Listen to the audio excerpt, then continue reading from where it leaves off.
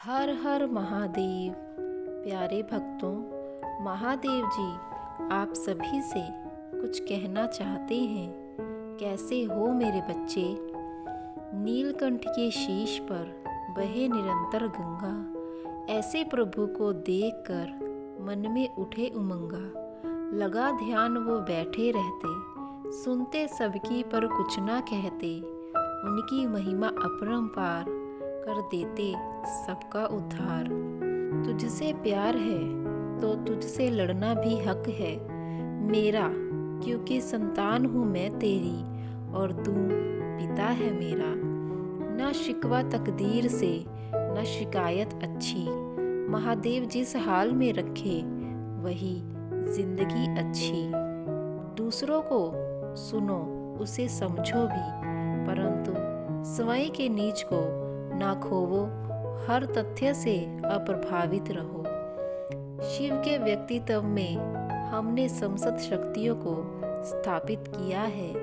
अमृत है उनका जीवन, मृत्युजय है वह, लेकिन जहर उनके कंठ में है, इसीलिए नीलकंठ हम उनको कहते हैं। उनके कंठ में जहर भरा हुआ है, जहर पी गए हैं, मृत्युजय है।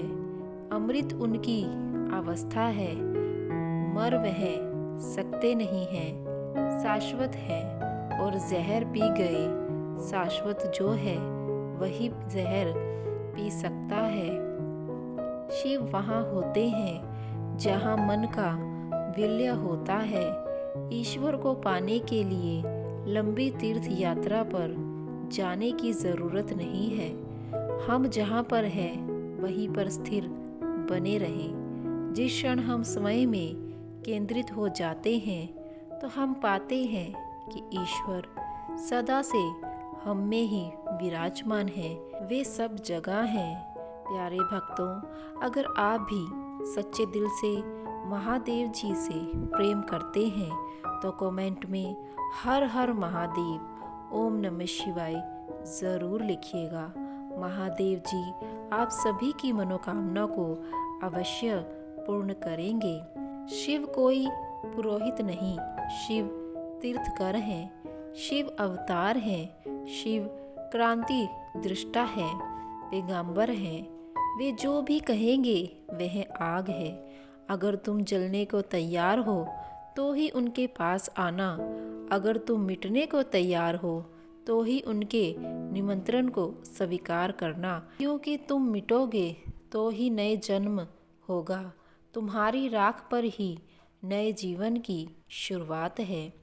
शिव कहते हैं, जिस दिन भी तुमने आध्यात्मिक जीवन की चेष्टा शुरू की, तुम परमात्मा के साथ एक होने लगे।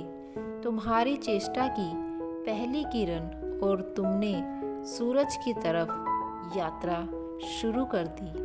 पहला ख्याल तुम्हारे भीतर मुक्त होने का, और ज़्यादा दूर नहीं है मंजिल, क्योंकि पहला कदम करीब करीब आधी यात्रा है। शिव कहते हैं, तुमने जो भी किया है, तुम जो भी कर रहे हो और करोगे वह तुमसे भिन्न नहीं है। वह तुम्हारा ही खेल है। अगर तुम दुख झेल रहे हो तो यह तुम्हारा ही चुनाव है। अगर तुम आनंद मग्न हो, यह भी तुम्हारा चुनाव है। कोई और जिम्मेवार नहीं है।